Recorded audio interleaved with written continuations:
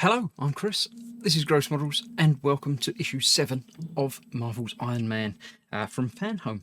Now, before this issue starts, there was a free gift with this issue, some posters. I'll put pictures of those up now, so you can have a look at those while I'm continuing to talk about nothing at all. 3 little posters, or I say little, they're quite a decent size, which will go somewhere at some point when I sort things out.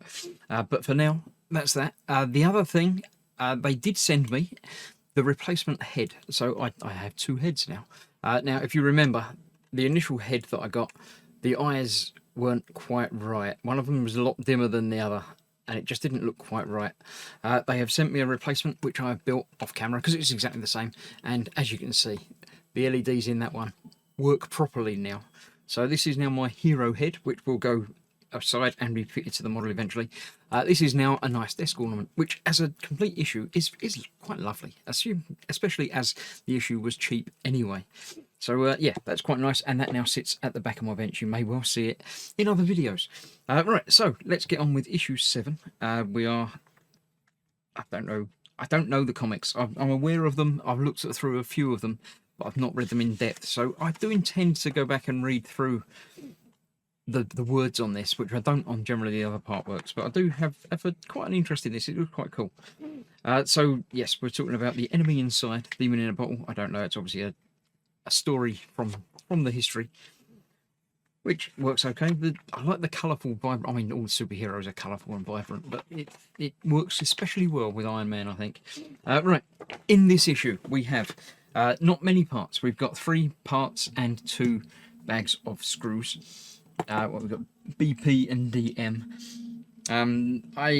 We are going to be using those now, so I do need to find my screwdriver. I have, obviously, because I received issue 1 again, I have received another screwdriver, which does seem to be better than the first one I got, so I'm going to try that today and see if that works. It might not, we'll find out. I can get my other proper screwdriver out if need be, but I don't think there's much to do on this one. We are carefully pressing the forearm plate onto, this is plastic, this is metal. But yeah, our little pin through there just holds that in place on there. It works well. This is the first gold plastic piece that we've got. The front plate on the helmet is a metal one. So it'll be interesting to see how that matches up. And the answer is pretty damn well, actually. The plastic... this is a plastic piece. The plastic and red plastic and red metal aren't quite right, but they work closely enough and these are not quite right. The texturing on this is, funnily enough, more metallic because it's metal. But yeah, it works. It's fine. I'm not unhappy with the way they've done that. So that goes on there. Oh, this goes over the top there then. This is the first part of the right forearm. So yeah, that goes on there like that, and is held in place with a BP screw. So let's get a BP screw out. There's 2 in the bags there, obviously, because that's the way these things work.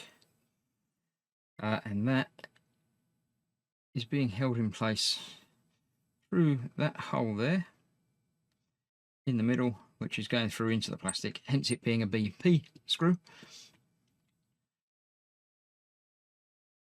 So that will hold that there. Again, you don't need to tighten it down a silly amount. It's just to hold it in place. That's that. That is that part of that stage completed. The next issue, you will complete the other half of the forearm. Fine, not a problem. Stage 2 forearm joint. So we're getting the part that we built before. Let's get it that way around. And this is going in place over here. That way round, further in than I assumed.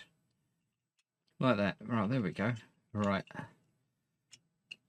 So that's going on there like that. And these are being held in place with DM screws, which are the ones with the big washers over them sort of thing. Now this is a little bit more structural, but they're also going into metal, so it should be fine. These are both going in there. Yep, 2 DM screws. So one over that square egg there. And one over the round one, or through the round hole to fit into the post on the other side.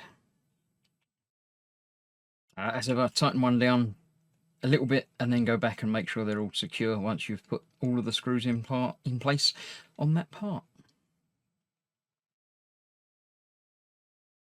So there we have the start of the right forearm. Pretty cool. I like that so far. So far so good. And that is build complete for this. That's that done. Let's have a look through the rest of the magazine. Oh, we've got pictures of how it fits together. It's quite cool, showing you how it ends up and where it is on the finished model and things. Mounting the right forearm, positioning the forearm elbow joint. You could always do it from that double page as well, but the Stain Dynasty, I don't know who that is. It looks like Stain and Stark, they sort of took over, I don't know, in the comics. There we go. Yeah. Model 5, the space armor. Obviously needs a special armor to go into space, which is fine. Oh, his hands pop off. There we go. Right. Then talking about Iron Man Volume 1, number 128. I don't know, that's the Demon in the Bottle episode. There we go. Right, next issue. We are continuing the right forearm. And we're talking about fantastic sagas in the Avengers. So that's that. So thank you for watching issue 7. Hopefully you're enjoying it. If you are building along with me, do let me know. Leave a comment and a like and subscribe and things like that.